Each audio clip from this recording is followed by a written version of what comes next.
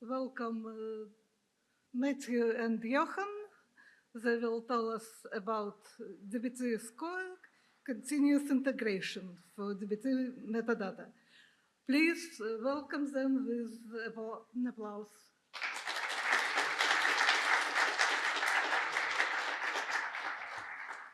Thank you, Nina. Good morning, and thank you, all of you, for joining us.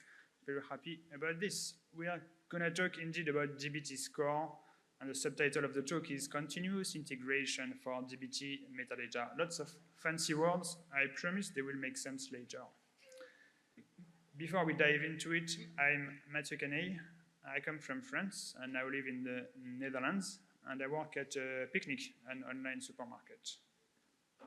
Yeah, my name is Jochem, also working for Picnic, but I'm from Amsterdam, so Netherlands, and I'm a data platform engineer at, well, same company. Right, so our talk is divided in two sections. I will speak for the first section about metadata engineering, and as the graph shows, I will mostly create chaos. And Jochem will take over for the second part, and well, through the use of dbt-score, he will actually remove the chaos. I hope that sounds exciting. Let's get started with metadata engineering.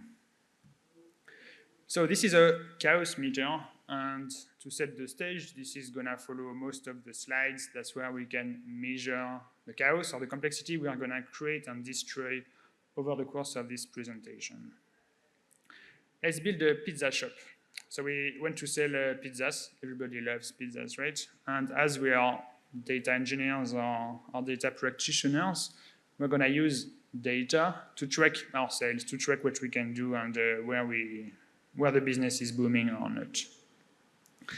So I'm going to start this in the top left corner and declare that so far we are not using any type of code or data, so there's not much complexity, not much chaos. We have this little dot.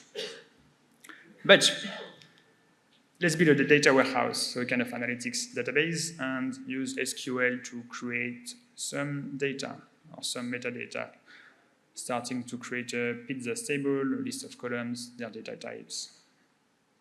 And that's pretty simple, not very complex, but it will allow us to track the 12 or so different pizzas that we are selling.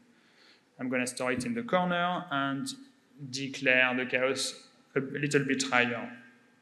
Now, of course, it's just a matter of complexity. It's not really chaotic. It's just a little bit more complex. But I will explain later why complexity and chaos are very much correlated. Let's continue. This is the logo of dbt. Is there any dbt user in this room? Okay, roughly half. So dbt is a data framework. It's open source. It means data build tool, and it allows data engineers, data scientists, data analysts, and other data practitioners to organize their tables in the data warehouse, which can be pretty handy if you have dozens, hundreds, thousands of tables with lots of different columns, lots of data, lots of metadata. It gets chaotic. dbt helps a lot. And one of the core ideas of dbt is to distinguish the logic of building data, transforming data from one place to the other, which is expressed in SQL, as you can see on the slide here.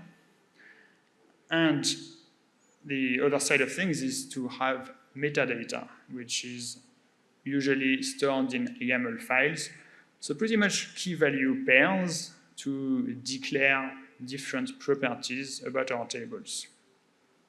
So here we describe the columns and their types, and some have constraints and primary key. What dbt will do, it will use this metadata in order to materialize and do the right thing in the data warehouse. So it will ensure that the right columns exist with the right types, and so on and so on. That's where it's useful.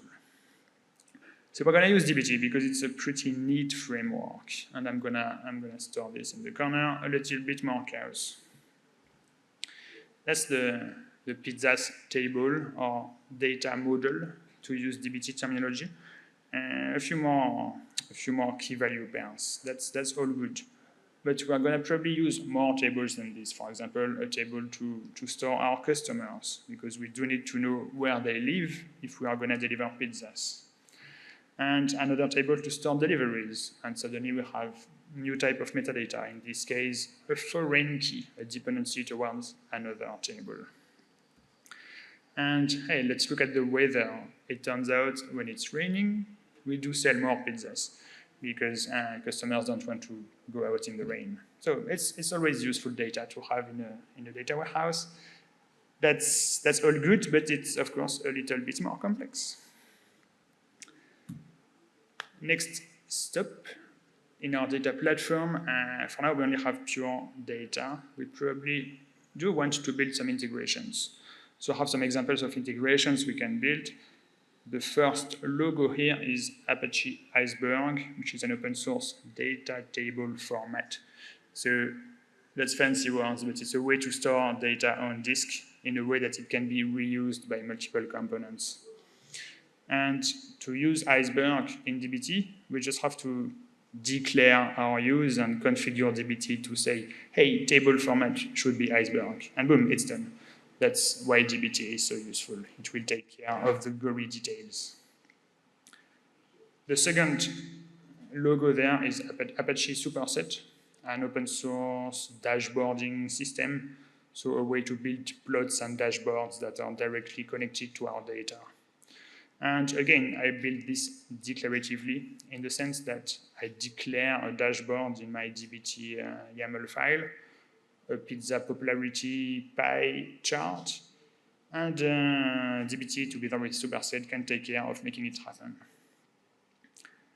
Third example is Daxter.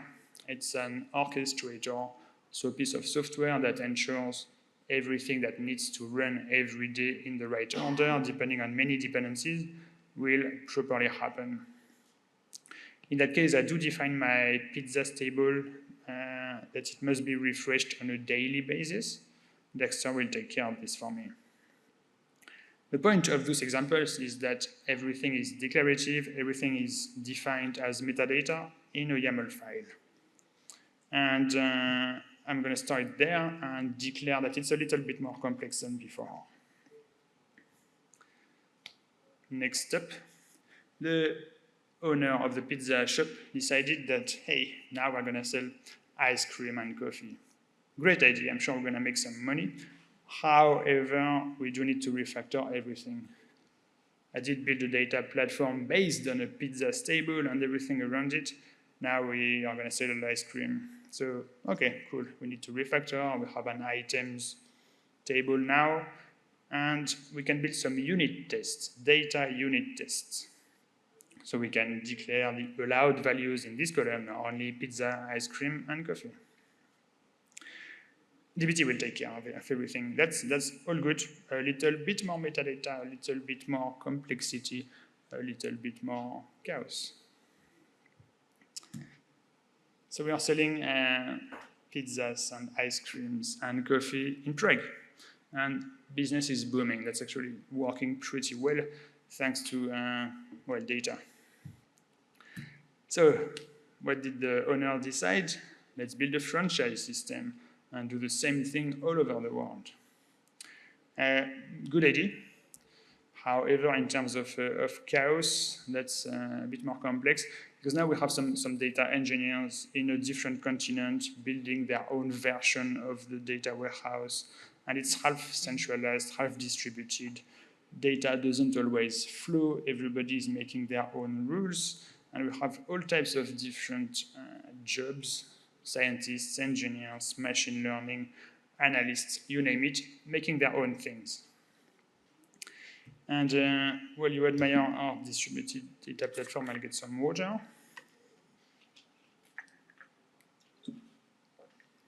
All right, so that's a declarative data platform. We have all this metadata, but it's distributed across many projects all over the world.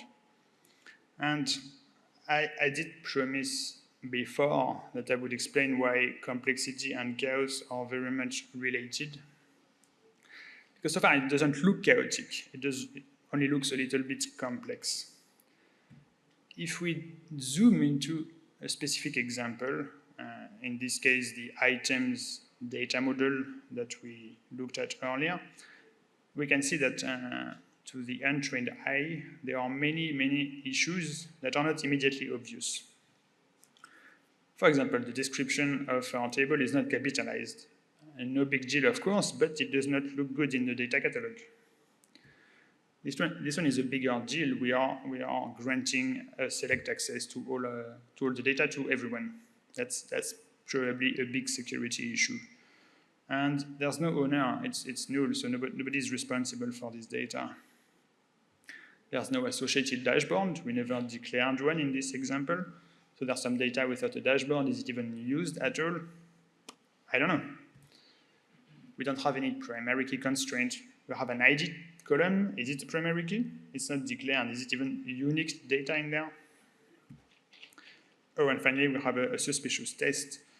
We have only a single value allowed. So that column is pretty useless. But it's there, it exists. That's why it's problematic.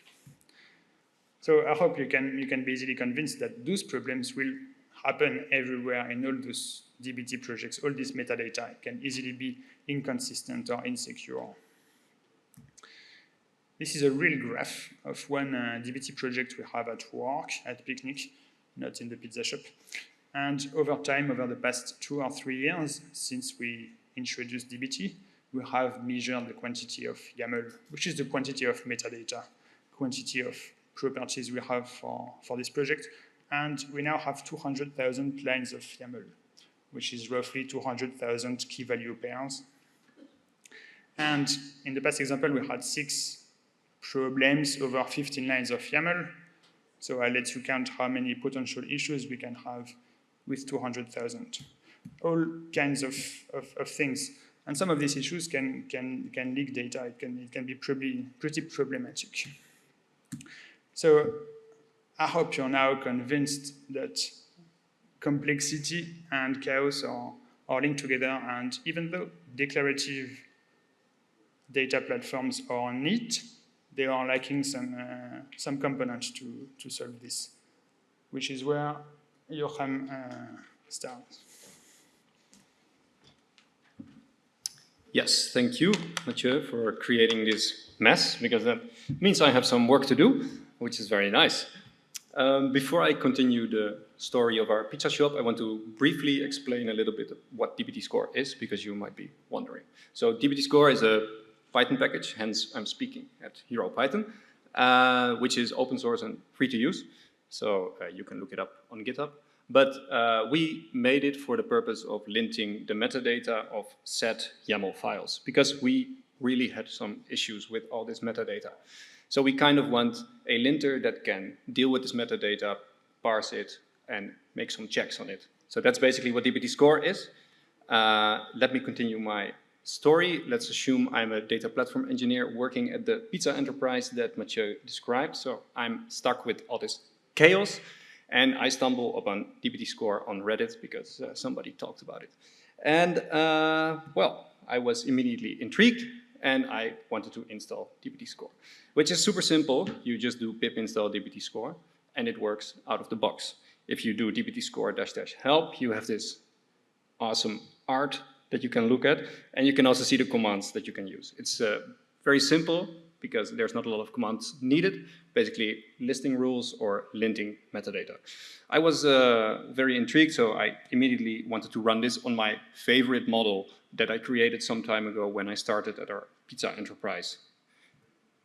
So this is a model that I worked on when I just joined the pizzeria enterprise.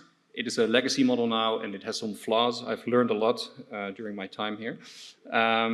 So there are some small mistakes. I can point a few of them out. Some of them Matthieu already described before, but this is not a good description. We would like to see it maybe longer, at least capitalized. The same grants are here. There is no owner. This one is even missing a description, so this means that if you're using Snowflake or whatever database, you cannot find a description of this column, which is not good. And there's also missing a data test here. I really love testing my data, so I think we should have something here. So I just ran dbt-score on my model. You can do it like this. You can also lint your whole project, but for presentation purposes, I'm not going to show you all the 1,000 failures. So let's keep it simple. As you can see, the pizzeria model was awarded with a medal, a silver medal, because dbt-score is using some kind of scoring system. So it's not a linter, it's not 1 or 0.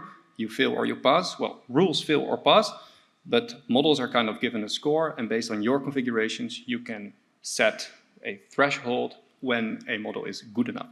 I will go into that later. But apparently, running dbt-score out of the box, some rules are already there. So this is great, because it already catches some of the mistakes I was pointing out earlier. It's not good enough yet for my purpose, but at least we have a missing description was caught, and also the lack of an owner was caught, and it was neatly put into the terminal for me. So this is great, but, well, I want more rules, so let's go into creating our own, because presumably that's very easy. So this is what a rule looks like. I want my descriptions to be capitalized, so I use this rule decorator, which is kind of the bread and butter of dbt-score. So this is some magic decorator that tells dbt-score that this method is a rule and it should be applied to models, hence the input statement, input variable, and a rule always returns either none or a rule violation, because that's just how it works. And a rule violation meaning this rule did not pass on this input model, and none meaning it's good. So passing rule. It's quite a simple rule, because we just check if there's a description in the model, which is just a property of the object, and then we check if the string description is a string, if it is a title, which means capital letter to start with. If not, return a rule violation. So basically in five lines of code, you are able to apply one rule to all of your dbt models. Let's create another one. It's a little bit more complicated, but still quite easy in my opinion. So once again, you see the same structure. There is this rule decorator, but this time we put a severity input parameter into the rule decorator, because how it works is that rules are kind of assigned a weight, and that's what we do with the severity. By default, it's medium, but we set it too low because it's not really feasible for every column to have a test. So we kind of make the rule less important in our scoring mechanism.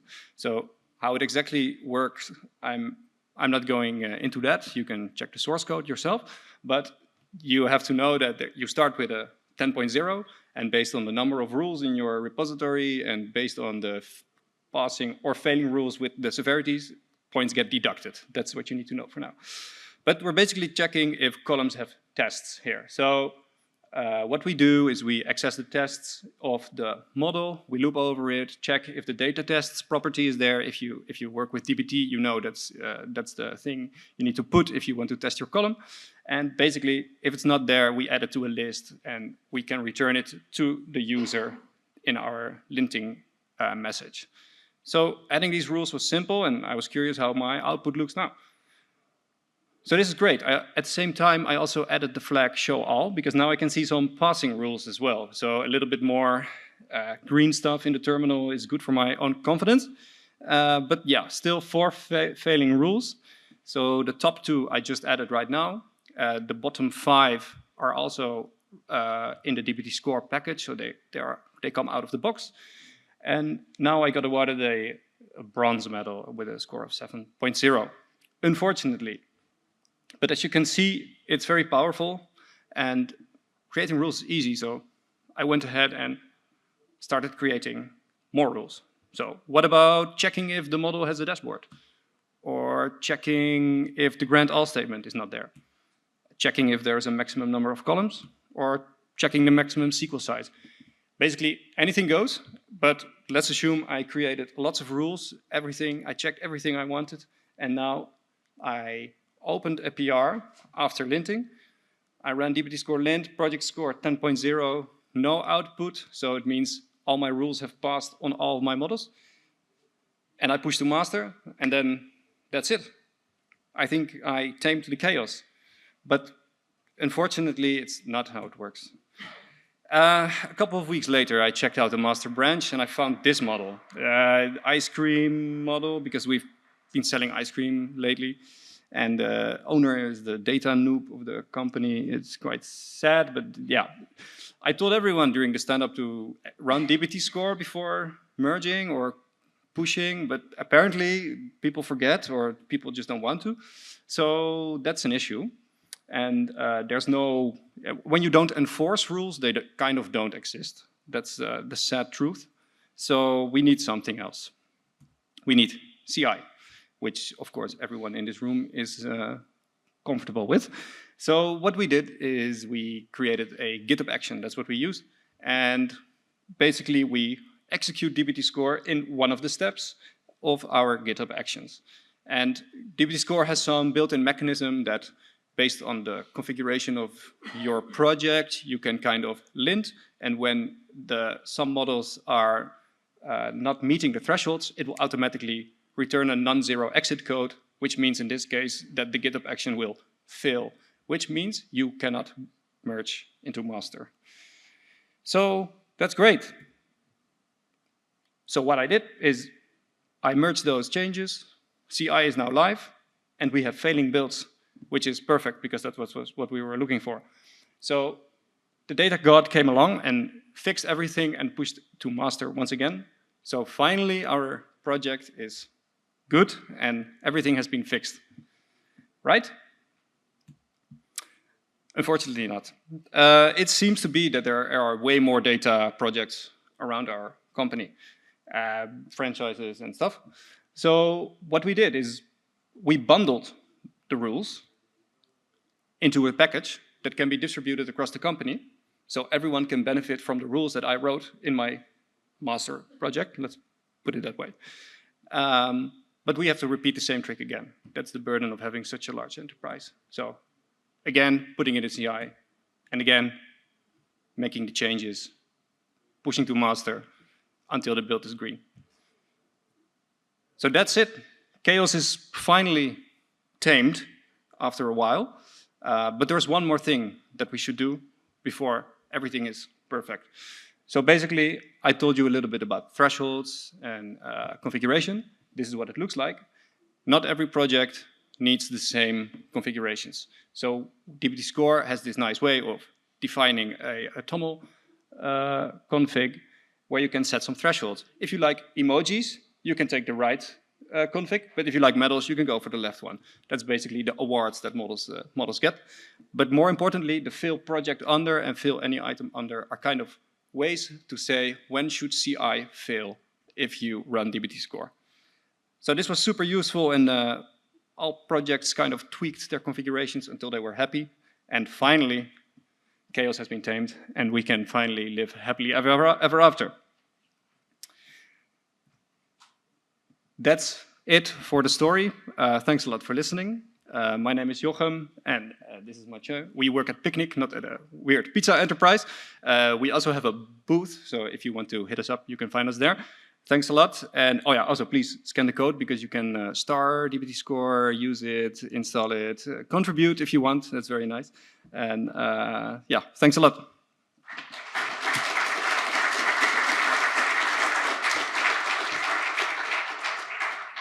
Questions?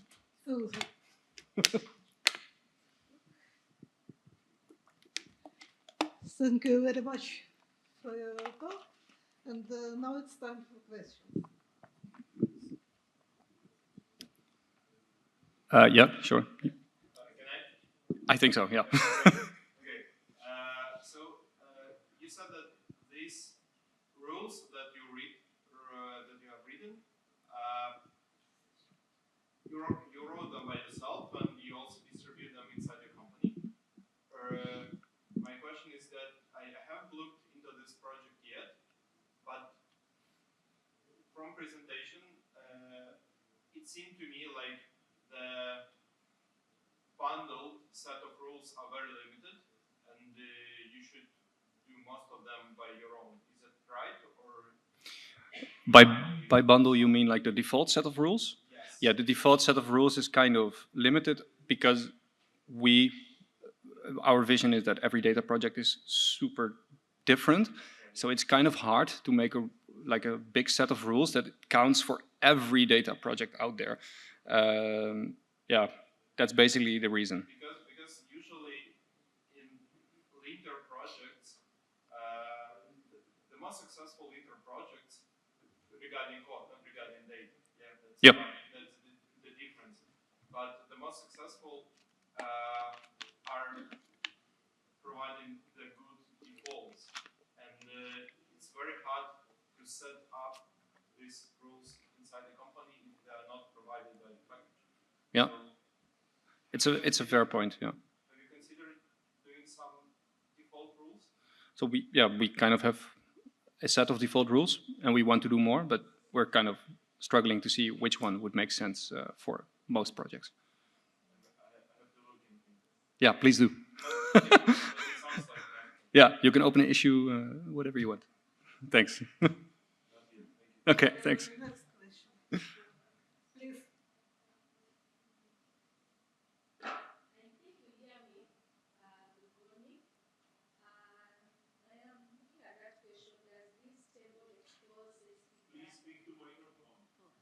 Does this table expose sensitive data? I've always worked with data for people in my area of work. So I need to know how the dbt score will enable us to know if the data is sensitive so that we can able to, if there's something like data masking that is involved. Thank you. I think you talk about the grants select to all. On this slide, you mean the right side, right? Where we are exposing data to all? Is that what you meant? That one of checking if it is exposing sensitive data, how does it check? Because here I've seen there's something we talk about here on the points for the talks. Yep.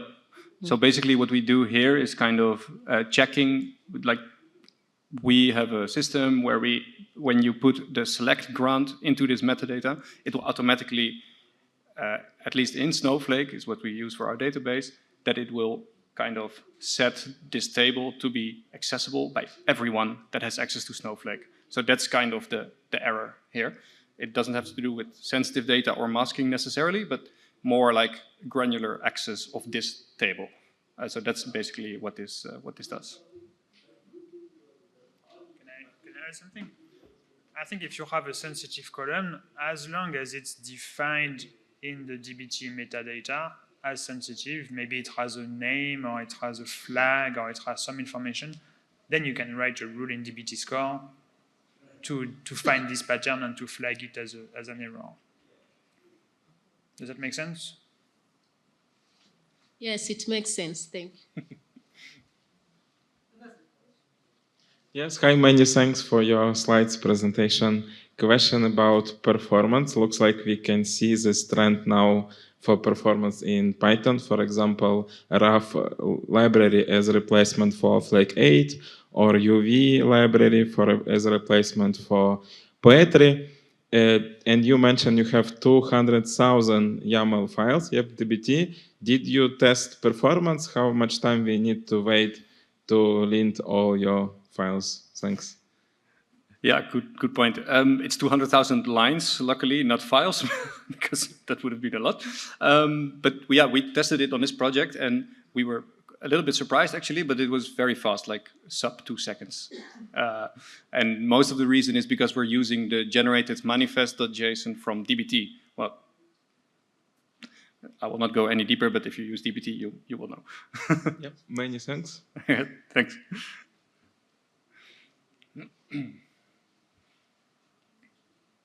Hello. Have you considered to integrate this with another Python test frameworks like PyTest? Because I see some interception with unit testing for YAMLs. Thank you. We have not. But what you can do is you can call dbt from a test in PyTest if you use PyTest as part of your CI or something. But what we have usually seen is dbt projects are not Python projects and don't always have a unit test suite. So it can work, you can make it work by integrating it, but it's fundamentally two different types of projects. In many cases, not always. Yeah, I just wonder if you get something for free, like for example, the terminal output, or reuse some GitHub actions for PyTest if you integrate on that.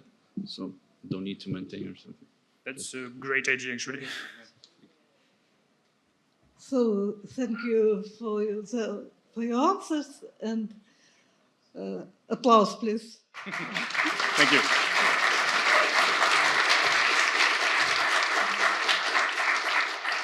Now we have